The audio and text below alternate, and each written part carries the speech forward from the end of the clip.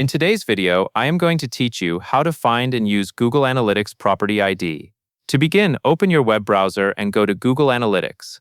Once you are signed in, land on the Analytics home screen.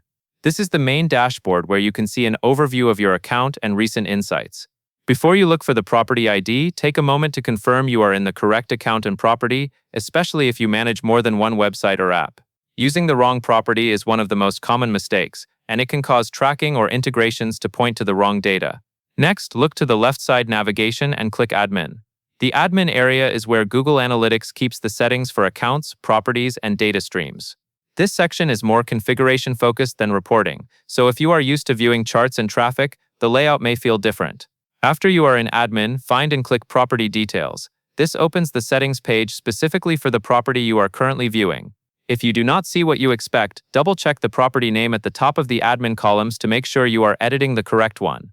On the Property Settings screen, click Property Details again if it appears as a selectable option in the menu for this page. Depending on your screen size or the version of the interface you see, Google Analytics may show property details in more than one place, but you are aiming for the page where the property information is listed.